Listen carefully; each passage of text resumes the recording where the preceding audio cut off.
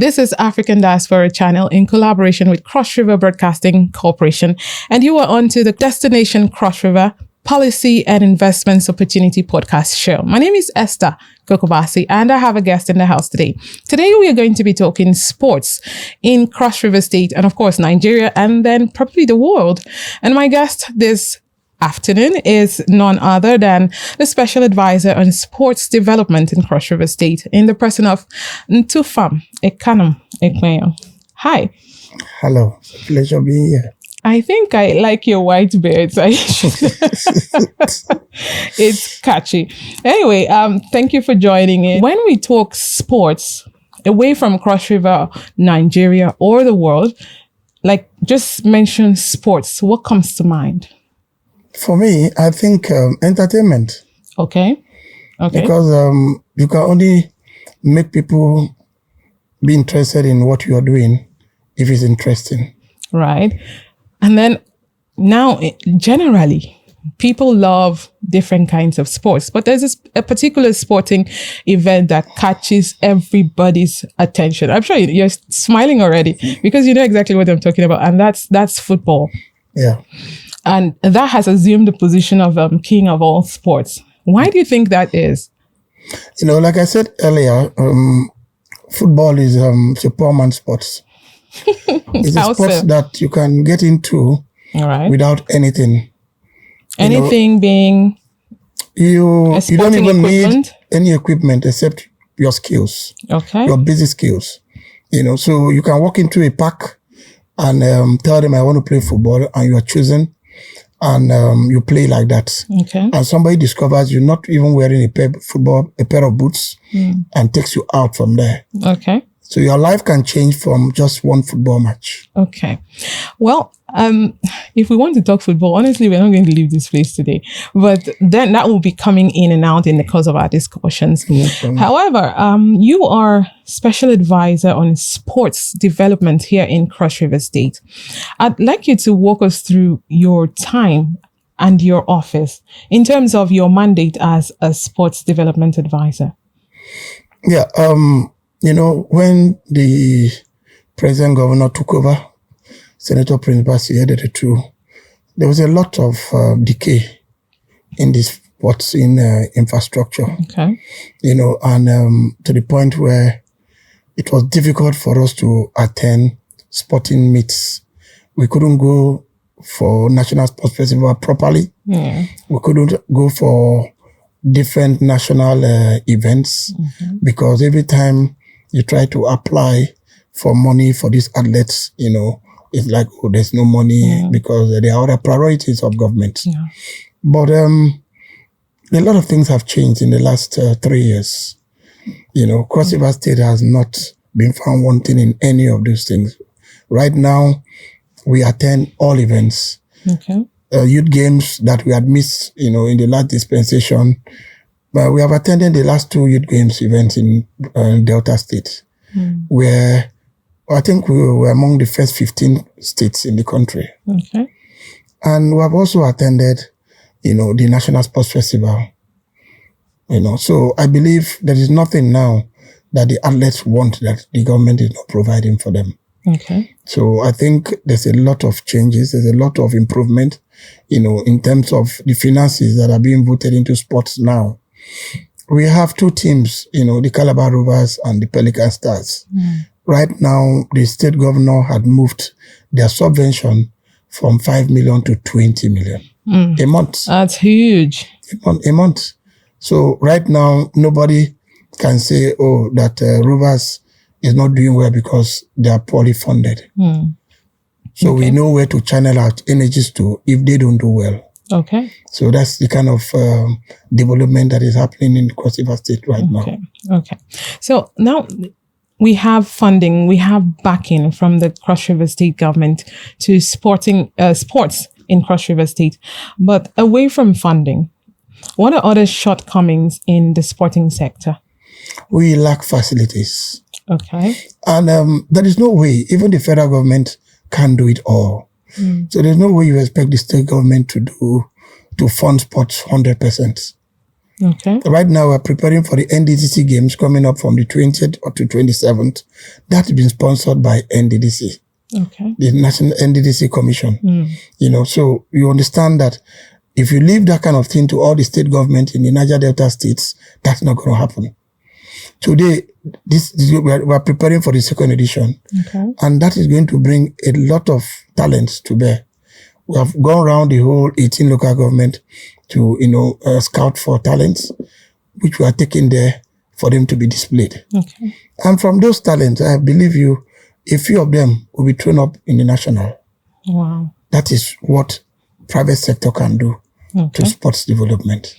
Well, you assuming the position of a special advisor in sports, I think for our state, Cross River State, I always say to people that the governor or the government of the day seem to put round pegs in round holes, in that you should have some passion for sports, right? For you to assume this position. Share with us your background in sporting activities, and how is that experience going to play out in helping us, push sports further? Actually, I used to be a performing athlete. Okay. I played for the Cross River State Youth Fun Academy. I played for the under 17 that won the Ramat Cup for Cross River State. Okay. I think in 1990 or 1991 or so. Then after that, I joined the Calabar Rovers feeder team, of which a few years after that, I became a member of the Rovers Football Club, and also a member of the Unica team that won the Nuga Games, bronze medal. So I come from that kind of background that played football, and not just playing. When I retired from football, I went into coaching, and I did my coaching badges in Scotland. So I have a UEFA coaching license for coaching children from ages of 6 to 12 years. And I also have the youth certificate. So I have one of the rarest coaching certificates in Cross River State. I should clap. That's nice. That's a huge one. Well, that's good. Now we're looking to see investment opportunities in Cross River State. We're opening up to a whole lot recently. What are businesses that drive sports development with respect to investments in Cross River State? What are the opportunities that Nigerians, Africans, or outsiders can actually leverage in on? There are so many. I will start with an indoor sports hall. Okay. The entire Cross River State, we don't have an indoor sports hall. The government tried to actually build one, but ended up halfway. So right now, we can't host any major competition in Cross River State because we lack an indoor sports hall. An indoor sports hall can take between 10 to 13 sports being played inside. Okay. So unfortunately, the one Senator Leah Imoke, the former governor, tried to build, he didn't finish it. So right now, we don't have such facility. So anybody that can come in and invest in an indoor sports hall will make a lot of money, because sometimes we want to attract sponsorship of, we want to host some of these national events. And when they come to inspect facilities, they realize that we are short. Wow. So we lose out. Okay. Right now, as I'm talking to you, we didn't host the National Sports Festival, the Centenary Games. And even when we try again to bid to host, we don't have the facilities. If we had the indoor sports hall, we can host any sporting facility in the world. Okay. So even if they bring Commonwealth Games to Nigeria today, Cross River State cannot be one of the cities that will host the Commonwealth Games because we do not have the facilities. Okay. We need an indoor sports hall. So anybody that wants to invest can actually invest in an indoor sports hall. Okay. We also need parks, recreational parks. Oh. We don't have that. Besides the Marina Resort, of which there's no sporting activity there, I don't see any recreational park here in Cross River State. Growing up, we used to have those parks at state housing and all of that. All those places have been taken over and houses have been built on them. So we don't have recreational parks. We need that. Well, so we have the capacity to have them. We have the space.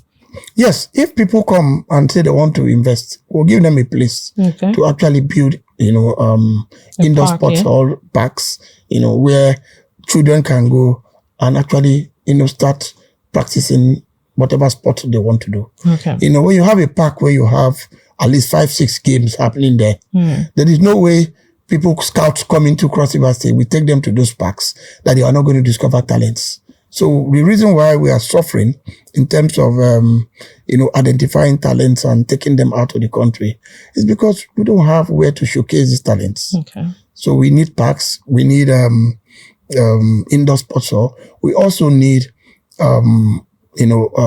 academies. Okay. We don't have any sporting academy here. The only sporting academy we have in the South is in River State. Wow. The Real Madrid Academy. Wow. Okay. So in terms of these areas where one can actually invest in, is Cross River State building a kind of new generation talent hunt? And if so, in sports, and if they're doing that in Cross River State, what specific areas are you looking at? We have some sports of which we have comparative advantage. Okay. Football is one of such sports. We have lots of talents in this town. We have people that have played for Nigeria that have, come up from Cross River State, that have trained with us here, that we have groomed here. There is no national team, both in junior and probably senior, you see a Cross Riverian there. Yeah. All of them were groomed here. You have Terem Murphy in the Super Eagles. He was groomed in Calabar. Okay. In the under 17 that just passed, we had ambush from Rovers Football Club. Okay. He was also there. In fact, the assistant coach from the under 20 is actually a product of Cross River State. It's a product of Cross River here. Coach Isu Kalebisu. So we have talents. Okay. The only problem we have here is opportunity to showcase these talents. And government alone can't do that. Right. Right. Now, beyond government, are there other associations that are working with the government in the sporting sector to help with some of these things that you have mentioned? Yes. A few organizations have come forward and they've met with government, about building a new stadium for us. That stadium we have today was built in 1976. It's old. It can't host any major competition. Cross River State then used to host Super Eagles, used to host under 20. But right now, the UJ Stadium needs help. Okay. It's not about refurbishing. It's not about the rehabilitation, because if you look at it now, it's well taken care of by the government. Okay. But it's an old stadium. The Akwa Ibom people have built a new stadium. That is where they are hosting matches. If we have someone that can come and invest, or a company or people that are willing to invest in a new stadium, we can attract a lot of competitions. Okay. Because we have a better serene environment. We have a better security outfit that can always make people bring their things to Calabar. Okay, now we see that Cross River State is working assiduously to ensure that we open up to what we need, especially in having, development come in better than it used to be. But there seems to be still some challenges especially in the sporting area. In terms of infrastructure, the government has tried to, make the stadium look befitting. But you're saying it's not the kind of stadium. It hasn't gotten to the standard to host, probably international games. What do you think can be done in that aspect? But that's why we're calling for investors. We need a new stadium. And the cost of building a new stadium now is enormous. But if people can come and partner with the government and say, let's do a 50-50 thing, and at the end of the day, you manage it, on behalf of government. I believe the government will accept that. Okay. We'll give them land, they put in their resources, they manage the stadium for us. Okay. It will go a long way in helping us, because I remember some years ago when I pushed for Eyimba International to play their CAF Cup matches in Calabar. CAF almost didn't approve Calabar Stadium. Wow. Not because the stadium wasn't neat enough, not because we didn't have grass, because this is one of the few stadiums that have grass on it, natural grass. Yes. Okay. But because we have pillars, They don't build stadiums anymore with pillars. Oh. We have a lot of pillars in the stadium. So there are certain seats that you pick now in the stadium. You can't watch the match because those pillars are blocking your view. So that's the reason why, they almost didn't approve of it. So for you to use that stadium, we need to actually bring down some of those pillars, redesign the whole place, to make it good. So why do all that when we can also take stadium and go and develop another area? Okay. If you take a stadium to Akampa or to Dupane, you are going to bring development to that area. We don't need to site it in the main town, Calabar. Let's assume now, like Odupane, a stadium is being built there. Okay. We'll draft traffic there. There will be business in that area. Development will come to that area. Infrastructures will be in that area because there's a stadium there. Wow. Stadium is a very big investment. A very big investment. Massive.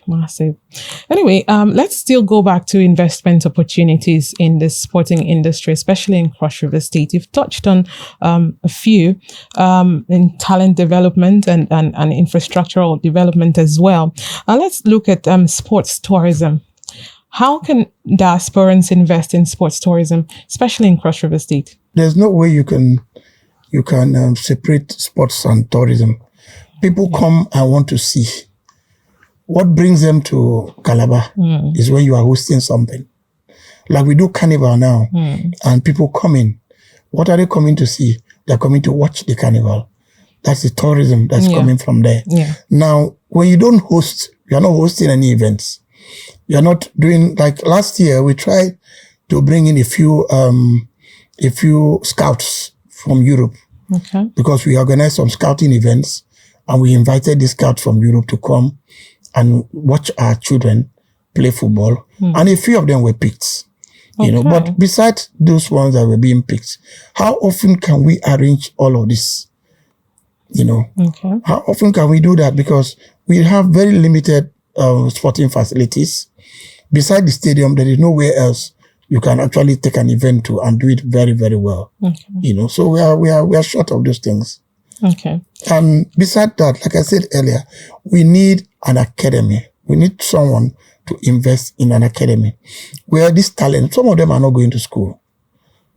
So you can play football alongside go to school. In the morning, you are in school.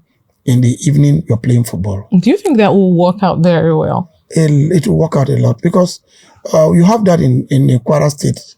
You have the Kwara State Academy that combines football and sports. Okay. Now, we also need to have that in Calabar. An academy where you combine sports with football. The days we're playing football, a lot of people were not going to school. They had to decide either you play football or you go to school. But today, you see people go to school and play football. How do you balance that? Because, football especially has, people say, a spirit, in quote. Now, how do you balance a young person, a child, who loves football and then has to go to school in the morning and then go to play football in the evening? You know how distracting that can be. Is there a balance between these two? Yeah, very good balance. Let me explain. Some years ago, during Donald Duke, Mr. Donald Duke's, era as governor of Cross River State, he had this tripartite agreement with the Youth Fund Academy and the Navy. Okay. And they gave birth to what we call Cross River State Youth Fund Academy. That academy threw up almost 100 players to the Nigerian national teams. The Stanley Okoro and co that played for Nigeria came through that academy. Terry Murphy came through that academy. Okay. Unfortunately, they couldn't sustain it. When it got to the turn of Senator Ayadi, he didn't see any need to contribute the Cross River State quota into that agreement, and the Navy took up that. They changed the name to Navy Academy, and the whole thing just died. Okay. If that was a private owned business, there would have been lots of money being made. We lost those players because there was no proper agreement. When they go to school, what was happening? Cross River State government were paying their school fees. Okay. The Navy were providing security for them. The youth fund provided the coach. the technical aspect of it. Now, they were put in all government schools. Men Avenue, Akim, Wapi, they were put in those schools. So there was a bus that was going to pick them up, and they were in a hostel, the stadium hostel. So in the morning, the bus would take them, drop them in their school. In the afternoon, they'll pick them back to their camp. They will change, eat, and they'll take them for training. Wow. So it worked perfectly well for the number of years. I think that worked for like 10 years. Okay. And within those 10 years, we'll throw up not less than 100 players into the national teams. Okay. Under 17, under 20 were dominated by players from that Youth Fund Academy. Okay. Well, I think you have a deep sense of what sporting is all about and so many areas that are loopholes and can be filled. But I'd like you to briefly tell us your passion, because right now I see that you talk from a place of passion. What's your passion in this sporting in Cross River State? My passion is just to make sure that, just to see to it that, people like us that suffered playing football, the next generation don't do that.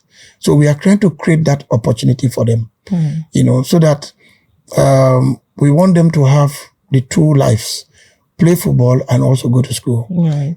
Growing up, I was beaten every time I played football. So it wasn't a pleasant idea at all. Okay. I had to use football to send myself to school because my parents said, well, if you want to play football, you're on your own. Wow. If you want to go to school, we'll send you to school. I said, well, I want to do both. So I suffered. And imagine today, most of my teammates are suffering. Why are they suffering? Because they didn't have the opportunity that I had.